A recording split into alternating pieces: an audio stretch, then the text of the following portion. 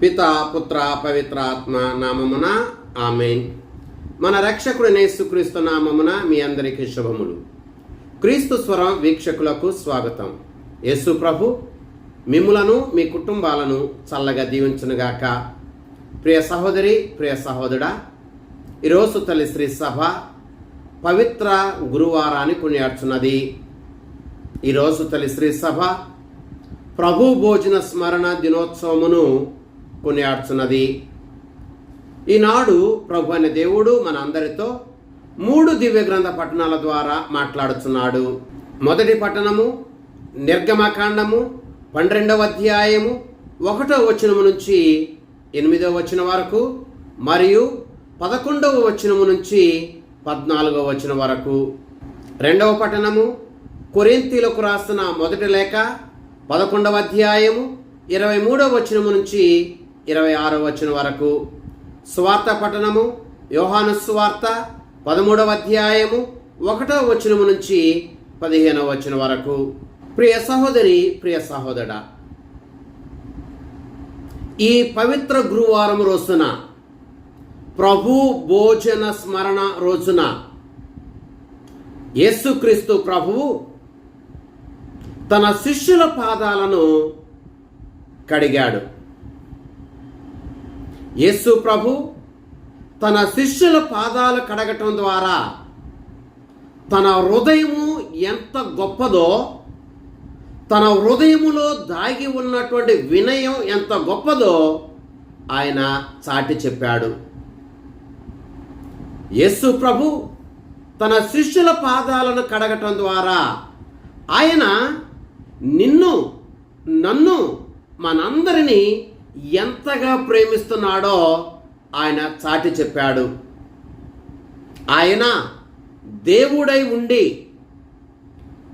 ఆయన గురువై ఉండి, శిష్యుల పాదాల దగ్గర వంగి, శిష్యుల పాదాలను పట్టుకుని, శిష్యుల పాదాలను కడగటం ద్వారా యేసు ప్రభువు ఈ లోకములో గొప్పది అని భావించేటువంటి విధానాన్ని తలక్రిందులు చేశాడు. యేసుక్రీస్తు ప్రభు ఎప్పుడైతే గురువుగా తన యొక్క శిష్యుల పాదాలను పట్టుకుని తన శిష్యుల పాదాలను కడిగాడో, ఆ గురువు సేవకుడయ్యాడు. దుమ్ముతో, ధూళితో, మట్టితో, గాయాలతో, దుర్వాసనతో ఉన్నటువంటి శిష్యుల పాదాలను ఆయన పట్టుకుని ఆ దుమ్మితో, ధూళితో, గాయాలతో, దుర్వాసనతో ఉన్నటువంటి ఆ పాదాలను కడగటం ద్వారా యేసు ప్రభు తన వినయాన్ని, యేసు ప్రభు తన సేవను చాటాడు. ప్రియ సహోదరి, ప్రియ సహోదరుడా, నెంబర్ 1, కోట్లాది దేవదూతల చేత నిత్యము ఆరాధింపబడేటువంటి దేవుడు శిష్యుల పాదాలు కడిగాడు. నెంబర్ 2, చనిపోయినటువంటి వారిని జీవముతో లేపినటువంటి ప్రభువు శిష్యుల పాదాలు కడిగాడు. నెంబర్ 3, రాజులకు రాజు, ప్రభువులకు ప్రభువు అయిన దేవుడు శిష్యుల పాదాలు కడిగాడు. నెంబర్ 4, కుష్ఠరోగులను బాగు చేసినటువంటి ప్రభువు శిష్యుల పాదాలు కడిగాడు. నెంబర్ 5, అనేక మందిని తాకి, ముట్టి, తమ బలహీనతల నుండి సంపూర్ణమైనటువంటి ఆరోగ్యాన్నిచ్చినటువంటి ప్రభువు ఆయన శిష్యుల పాదాలు పట్టుకుని వారి పాదాలు కడిగాడు. నెంబర్ 6, ప్రకృతిని శాసించగలిగిన ఆ శక్తి కలిగినటువంటి ప్రభువు శిష్యుల పాదాలు కడిగాడు. నెంబర్ 7, ఈ భూమిని, ఆకాశాన్ని, ఈ సూర్యుని, చంద్రుని, నక్షత్రాదులను కలగజేసినటువంటి దేవుడు ఈరోజు శిష్యుల పాదాలు పట్టుకుని వారి పాదాలను కడిగాడు. యేసు ప్రభువు శిష్యుల పాదాలను పట్టుకుని వారి పాదాలను కడగటములో చాలా వేదాంతము దాగి ఉంది. చాలా వేదాంత భావాలు దాగి ఉన్నాయి. నెంబర్ 1, యేసు ప్రభు శిష్యుల పాదాల దగ్గర వంగి మోకరించి వారి పాదాలు పట్టుకుని వారి పాదాలను కడగటం ద్వారా దేవుడు మానవులకు దూరము కాదు, ఆయన మానవులకు దగ్గరగా ఉండువాడు అనే భావాన్ని మనకి తెలియజేస్తుంది. నెంబర్ 2, యేసుక్రీస్తు ప్రభు తన శిష్యుల పాదాల దగ్గర వంగి మోకరించి వారి పాదాలను కడగటం, ఆయన మనల్ని రక్షించటానికి మన దగ్గరకు వస్తాడు, మనల్ని రక్షించటానికి సేవక రూపం దాలుస్తాడు అనే భావాన్ని మనకి తెలియజేస్తుంది. నెంబర్ 3, శిష్యుల దగ్గరకు వచ్చి వారి పాదాల దగ్గర వంగి వారి పాదాల దగ్గర మోకరించి వారి పాదాలు పట్టుకుని వారి పాదాలను కడగటం అనేటువంటిది యేసు ప్రభువు తనను తాను తగ్గించుకోవటాన్ని, తనను తాను తగ్గించుకుని సేవక రూపం దాల్చి మనకు సేవ చేస్తాడు అనే భావాన్ని మనకి తెలియజేస్తుంది. ప్రియ సహోదరి, ప్రియ సహోదరా, యేసుక్రీస్తు ప్రభు శిష్యుల పాదాల వద్ద వంగాడు. శిష్యుల పాదాల దగ్గర వంగటం అనేటువంటిది మనకి చాలా వేద భావాలను తెలియజేస్తుంది.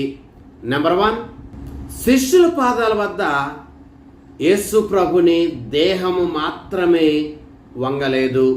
నెంబర్ 2, శిష్యుల పాదాల వద్ద ఆయన దేహముతో పాటు ఆయన హృదయం కూడా వంగింది. నెంబర్ 3, శిష్యుల పాదాల వద్ద అతని దేహంతో పాటు అతని ప్రేమ కూడా వంగింది. నెంబర్ 4, శిష్యుల పాదాల వద్ద అతని దేహంతో పాటు అతని క్షమ కూడా వంగింది. నెంబర్ 5, శిష్యుల పాదాల వద్ద అతని దేహంతో పాటు అతని కరుణ, జాలి వంగింది. ఇవి యేసు ప్రభు శిష్యుల పాదాల వద్ద వంగటంలో ఉన్నటువంటి వేదాంత భావాలు. ఈ వేదాంత భావాలను 2 ఉదాహరణల ద్వారా మనం తెలుసుకుందాం. నెంబర్ 1, తండ్రి ఎంత ఉన్నతమైనటువంటి స్థితిలో ఉన్నప్పటికీ తన బిడ్డతో మాట్లాడటానికి ఆ ఉన్నతమైనటువంటి స్థితిలో ఉన్నటువంటి తండ్రి బిడ్డ స్థాయికి వచ్చి ఆ బిడ్డతో సంభాషిస్తాడు, మాట్లాడతాడు. తండ్రి బిడ్డ స్థాయికి వచ్చి ఆ బిడ్డ స్థాయిలో ఆ బిడ్డతో మాట్లాడటం, ఆ బిడ్డతో సంభాషించటం తండ్రి కుమారుల మధ్య ఉన్నటువంటి బంధం బలపడుతుంది, స్థిరపడుతుంది. ప్రభువు ఈ రోజున, ఈ పవిత్ర గురువారం రోజున, కడరాత్రి భోజనం రోజున చేస్తుంది కూడా అదే. నెంబర్ 2, బిడ్డ క్రింద పడిపోతే తండ్రి ఎంత ఉన్నతమైన స్థితిలో ఉన్నా, ఇతరులను శాసించేటువంటి స్థితి ఉన్న, అధికారం ఉన్న ఆ తండ్రి బిడ్డను లేపటానికి వంగుతాడు. అలా బిడ్డను లేపటానికి తండ్రి వంగటం వారి తండ్రి కుమారుల మధ్య ఉన్నటువంటి బంధం మరింత బలపడుతుంది, స్థిరపడుతుంది. తండ్రి బిడ్డను కూడా ఎత్తుకోవటానికి, ఆడించటానికి చంటి బిడ్డ వైపు వంగుతాడు. తాను వంగి ఆ బిడ్డను పైకి లేపి ఆ బిడ్డతో ఆడతాడు, ఎత్తుకుంటాడు. ఈరోజు కడరాత్రి భోజన సమయాన యేసు ప్రభువు శిష్యుల పాదాల వద్ద వంగటం, వారి పాదాలను కడగటం కూడా ఇదే వేదాంత భావాన్ని మనకి తెలియజేస్తుంది.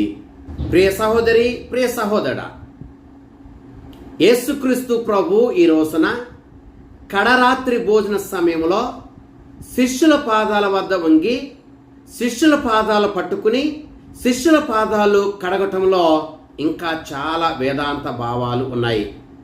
నెంబర్ 1, పూర్వకాలములో మానవ దేహములో, మానవ శరీరములో అత్యంత మురుకైనటువంటి అవయవం కాళ్ళు లేదా పాదాలు. ఇప్పుడైతే మనకి సకల సౌకర్యాలు ఉన్నాయి, చక్కటి దారులు ఉన్నాయి. కానీ ఆ రోజుల్లో ఎటువంటి సౌకర్యాలు ఉండేవి కాదు, ఎటువంటి సరైన దారి ఉండేది కాదు. అటువంటి రోజులలో మనిషి యొక్క దేహములో అత్యంత మురికైనటువంటి అవయవం పాదాలు లేదా కాళ్ళు.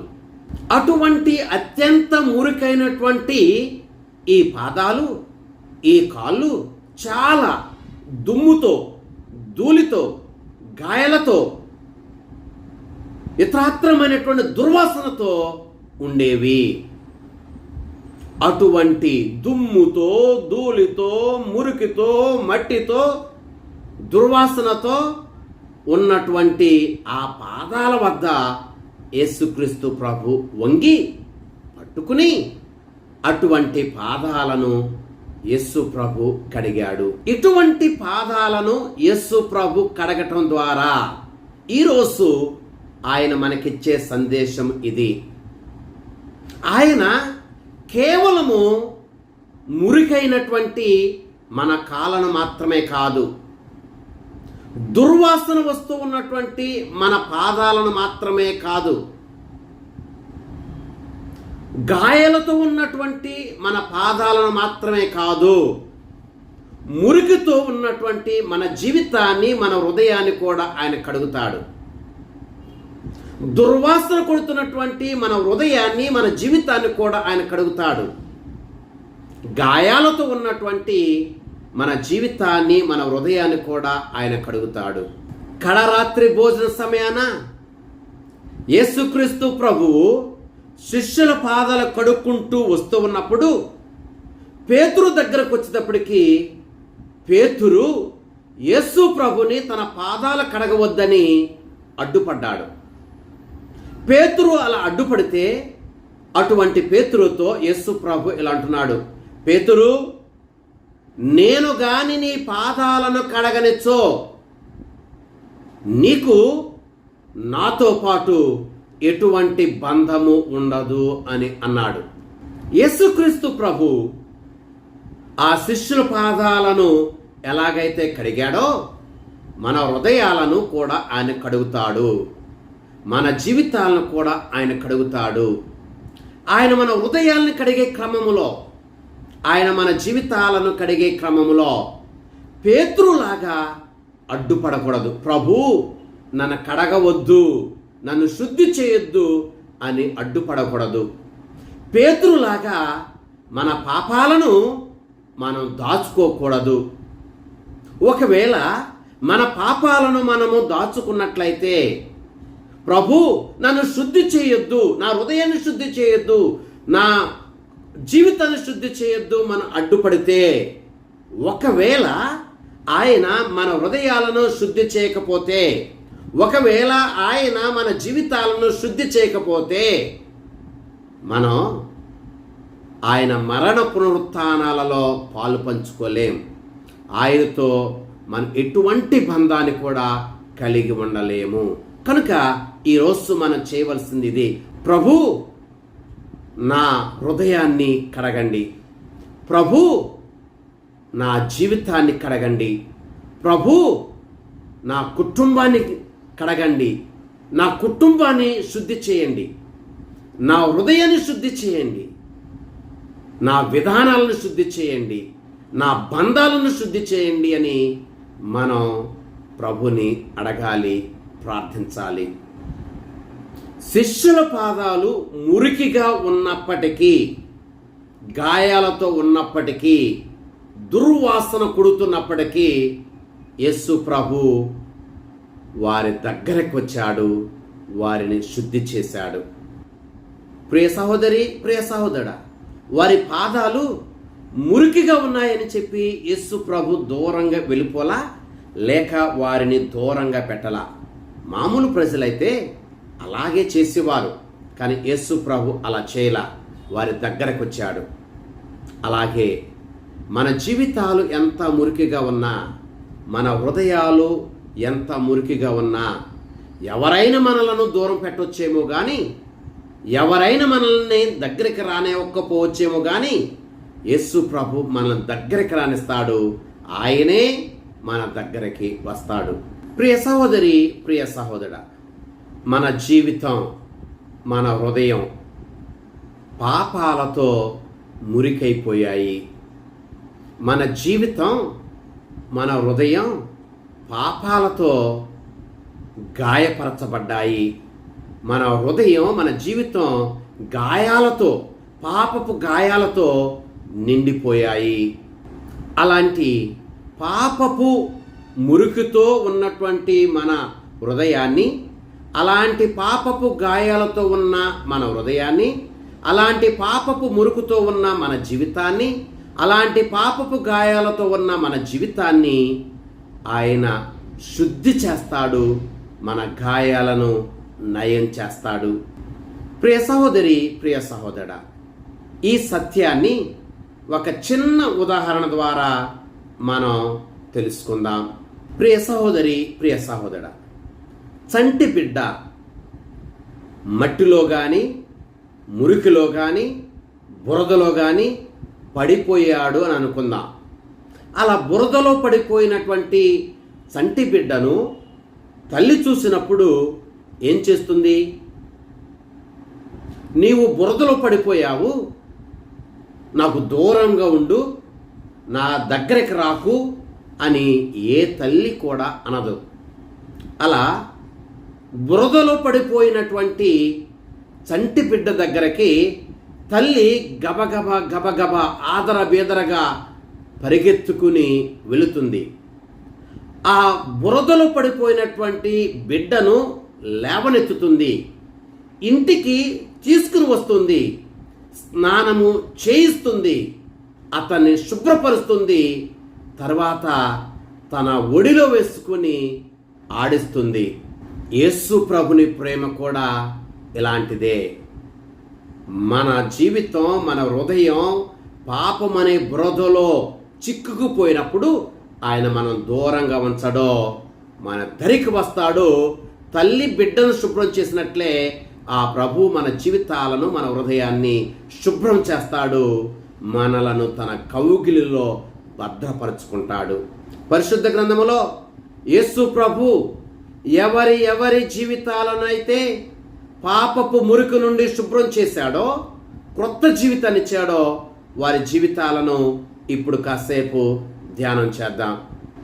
నెంబర్ 1, లూకా సువార్త 7వ అధ్యాయము 47వ వచనం ప్రకారం పాపాత్మురాలైనటువంటి స్త్రీ జీవితాన్ని పాపపు మురికి నుండి కడిగివేశాడు, శుభ్రపరిచాడు. నెంబర్ 2, లూకా సువార్త 19వ అధ్యాయము 9వ వచనం ప్రకారము జక్కయ్య హృదయాన్ని పాపపు మురికి నుండి, పాపపు గాయాల నుండి కడిగివేసి వారిని శుద్ధి చేశాడు. నెంబర్ 3, మార్కు సువార్త 16వ అధ్యాయము 9వ వచనం ప్రకారం మగ్దల మరియ జీవితాన్ని పాపపు మురికి నుండి, పాపపు గాయాల నుండి కడిగి ఆమెను శుభ్రం చేసి, శుద్ధి చేసి క్రొత్త జీవితాన్ని ఇచ్చాడు. నెంబర్ 4, అపోస్తుల కార్యములు 9వ అధ్యాయము 6వ వచనం ప్రకారం పౌలుగా పిలువబడే సౌలు జీవితాన్ని తన పాపపు గాయాల నుండి, పాపపు మురికి నుండి కడిగి శుభ్రపరచి క్రొత్త జీవితాన్ని ఇచ్చాడు. నెంబర్ 5, కీర్తన గ్రంథము 51వ కీర్తన 2వ వచనం ప్రకారం దావీదుని తన పాపపు మురికి నుండి, తన పాపపు గాయముల నుండి ఆయన కడిగివేసి శుభ్రపరచి క్రొత్త జీవితాన్ని ఇచ్చాడు. కనుక ప్రియ సహోదరి, సహోదరుడా, ఈ పవిత్ర గురువారం రోజున యేసుక్రీస్తు ప్రభు శిష్యుల పాదాలను కడగటం ద్వారా నన్ను కూడా మన పాపపు మురికి నుండి, పాపపు గాయాల నుండి కడుగుతాడు అని, ఆయన ప్రేమకు హద్దు లేదు అని, మన జీవితాలని మరలా నూతనీకరిస్తాడు అని గొప్ప సందేశాన్ని ఇస్తున్నాడు. ఆ ప్రభు మనలను, మన కుటుంబాలను చల్లగా దీవించునుగాక. ఆమేన్. పిత, పుత్ర, పవిత్రాత్మ నామమున ఆమేన్.